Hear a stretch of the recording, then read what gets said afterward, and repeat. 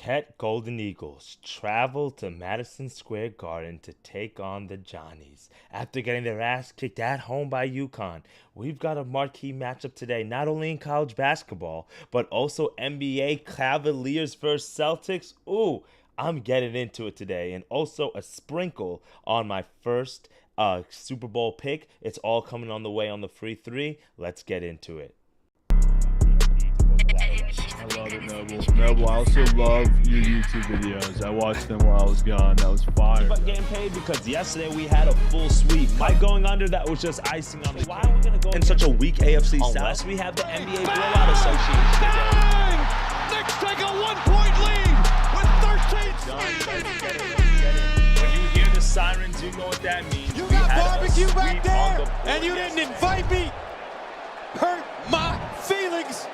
Happy Tuesday, my friend. It is your boy Noble Living back with another DYF Bets video where I'm breaking down my favorite picks and plays of the day as we just try to get to the bag together and make that money. We have a beautiful, beautiful slate of games on the way for us today. Super Tuesday. You guys know what that means on the college basketball slates. A lot of great games, a lot of conference matchups, a lot of marquee matchups. And tonight we have a great one, not only between Marquette and St. John's, but in a few others as well. I'm excited to see what we can craft up today. And then also in the NBA, like I mentioned, the Cleveland Cavaliers are at home against the Boston Celtics. We have a best bet coming on the way in each one of those games. And before we break that down, what I really want to do real quick is, one, shout out Anthony, my man. Appreciate you for always tapping in, bro. Like you mentioned, make sure you guys are hitting that like button. Make sure you guys are subscribing to the channel. We're getting the videos out to more and more people. I got people who literally hit me on the side and say they watched the video. They love it, man. So I appreciate you guys for always showing love and always showing support.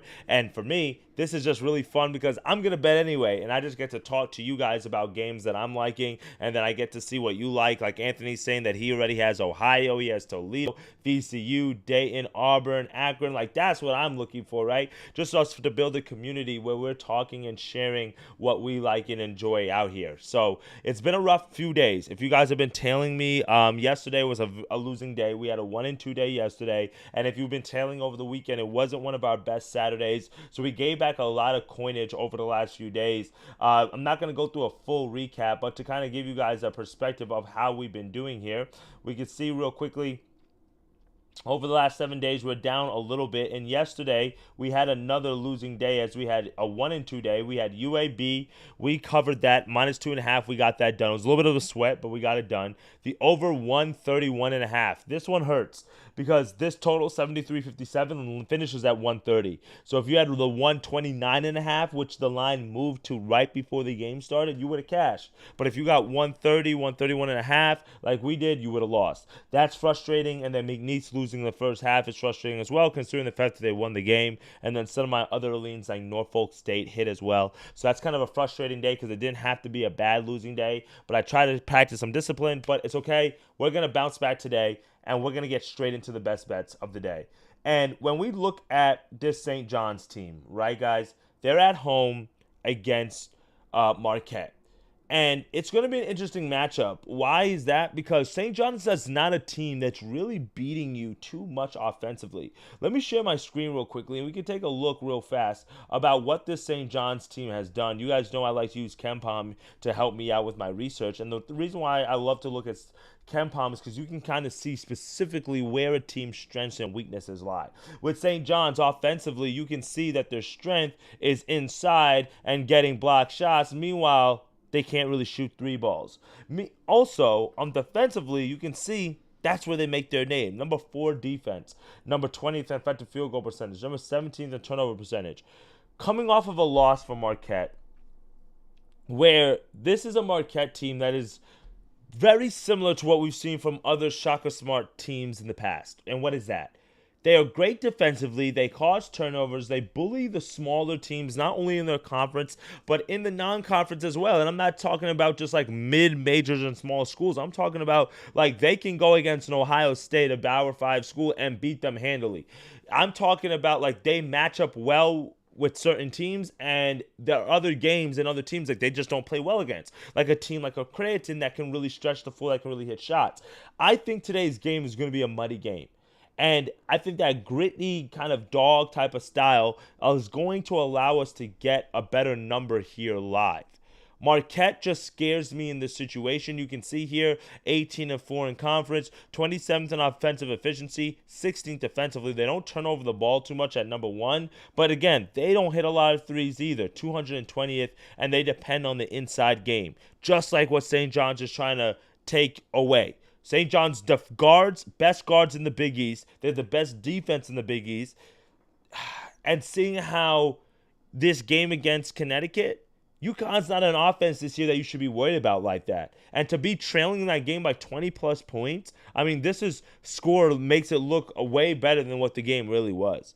So for me, I'm going to go St. John's here. I'm locking them in at -2.5. Like I said, if you want to wait live, I'm not opposed to that, because I do think you'll get a better number live. But I'm going to lock in St. John's here for 1 unit down. I'm just going to do -110. If you wanted, I would take the money line. And like I mentioned, it's one of those things. St. John's is at home. The guard play is better for St. John's. They play faster, which means that, with them getting out in transition at the Garden, I believe that's just going to pay dividends here. And then the defensive work of St. John's and taking away the interior is what Marquette is going to be trying to exploit. I think I give the advantage to St. John's here. So I'm taking St. John's here in this big game, -2.5 as our first best bet. Our second play of the day is going to come also in, actually, before I talk about the Cavaliers-Celtics game, I want to talk about my Super Bowl best bet for you guys.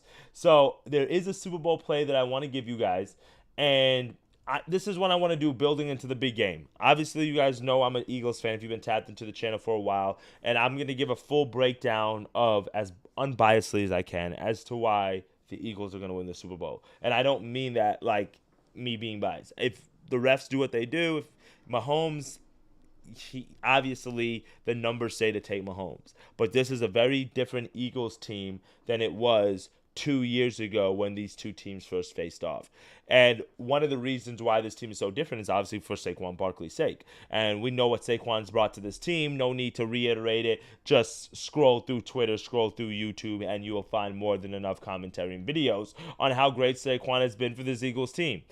But the way that I'm looking at this Super Bowl game is not as much about Saquon as it is about the coaching and what is going to go down. And I believe that the Chiefs are going to be in this game. I believe that the Chiefs are going to have this game close. They're going to have the lead at some point in the second half. And it's going to come down to the Eagles making a play. And with the Eagles making a play, that means that you're going to have to do what? Throw the ball. And I understand right now that a lot of people don't see necessarily the value in Jalen Hurts from a stat perspective, which is debatable. But what is undeniable is he can throw the ball when he needs to throw the ball. And if you look at what happened in the last Super Bowl, that real quickly, you could see against this Chiefs team, he won 27 of 38 for 304 yards. Now, is this Chiefs team different? Yes. But is Jalen Hurts in this offense different? Yes. But even if you look at his game log last game against Washington, this is not it, real quick. He had 246 yards, and I'm pretty sure he had 20 completions in that game. So what's the bet that I'm taking? I don't really want to mess with the yards. I think he goes over at 212.5. I don't want to mess with the attempts. I'm going to go Jalen Hurts over 18.5 completions. I can lock this in. I was looking on DraftKings. I was playing around. And you could see here, well, now let me refresh the screen. We can get at completions 18.5 at, this is 18 plus. So if we just go for if it's 18.5 at -102, like that's fire, right? That's fire. And again, Jalen Hurts hasn't thrown the ball because he hasn't needed to throw the ball. It's not because he can't throw the ball. But Steve Spagnuolo, what he does is what? Blitz. And if you're blitzing, running is one way to stop that. But if you can't bounce to the outside, if you're bringing the corner edges, blitz is in, you're going to have to do halfback draw reads, pull in, quick slants to Devontae Smith, quick hits to Goddard. 18.5 completions is not asking for a lot, especially if the Eagles are going to be trailing. So if you are pro Chiefs and you're saying, no, but you're biased, then here we go. Here we go. right? So that's what I think here. 18 and a half completions, I think is a good look for him. And when you look at the Eagles and how this team is built, Devontae Smith, A.J. Brown, we brought them here for these moments. Saquon is going to do what Saquon does, and he's going to help us eat the clock. But the long drives that the Eagles are going to be sustaining is not only going to come down to converting on third down, but it's also keeping the defense at bay in the pass game. And look at Devontae Smith's numbers against the Chiefs. We'll get back into that later. So 2 best bets that we've locked in thus far for today. One in the Super Bowl and one in college basketball real quickly. Jalen Hurts over 18.5 completions, and then St. John's minus 2.5. Our last best bet of the day is going to come in the marquee matchup between the Cleveland Cavaliers and the Boston Celtics as they face off tonight. Nationally televised game, so you guys can check that out on TNT. Cleveland, 49 on the year. Meanwhile, Boston Celtics, 35-15. I just don't like the way the Celtics are looking right now, if I'm being honest. Let's scroll down here to how the Celtics have been. I've talked about the numbers against the spread, but I don't even want to dwell on that. Let's just look at some of the past games for the Celtics. They won against Philly. They were trailing by about 25 in the third quarter. I don't know how Philly blew it, but whatever. They didn't cover the 12.5 point spread. Against the Pelicans, same thing. Didn't cover the 12. They did cover against the Bulls, but they didn't cover against the Rockets, an outright loss. And then here they beat the Dallas Mavericks. Cavaliers, on the other end, have won 4 straight games and have covered in 4 straight games. Cavaliers at home, this is the game that you've constructed your team for. This is the game that you get up for. And we know the number against Boston Celtics after a win against the number. They're 6-27-1. That's an 18% hit rate. Worst in the league. So what are we going today? Cleveland Cavaliers on the money line at home to beat the Boston Celtics. I just don't like the way the Celtics are looking right now. They're playing around. I think that kind of 3-and-D type of basketball, it works, but it just, I don't know. I don't think it's the way for us to go. So I think the Cavaliers, these are the games that, I mean, they're winning every game right now, but these are the games that they're circling, and they're really trying to test and engage themselves. You can see some of the pro handicappers here on action have Donovan Mitchell over 24.5. I'm not opposed to that either, but this is a trend play, a system play, as much as I like the fact that the Cavaliers are at home and how well they've been playing. And then, you're going into the All-Star break. This is kind of your last chance to really test yourself. And then now you know what to fix, get healthy, building into the back stretch of the season. That's what I like today on the free 3, my friends. We covered big games today in college basketball and the NBA. So we're going St. John's minus 2.5. You can probably find them live on the money line. Cleveland on the money line at minus 130. And then we're going to also add in the Super Bowl Jalen Hurts over 18.5 completions, and that should be able to get us going. Every day I'm going to be coming back here. See, they won't let me do it yet, but every day I'll be coming back with another best bet for you guys in the Super Bowl. So make sure you're tapping in, sharing this video with somebody, and as always, let's get to that cheddar, dictate your fate. I appreciate y'all for tapping in. It is your boy Noble Living. We'll be back tomorrow, hopefully celebrating a sweep and some more money-making days. All right, my friends? Appreciate y'all. Let's get to that cheddar, and I'll see y'all in tomorrow's video. Later, gang.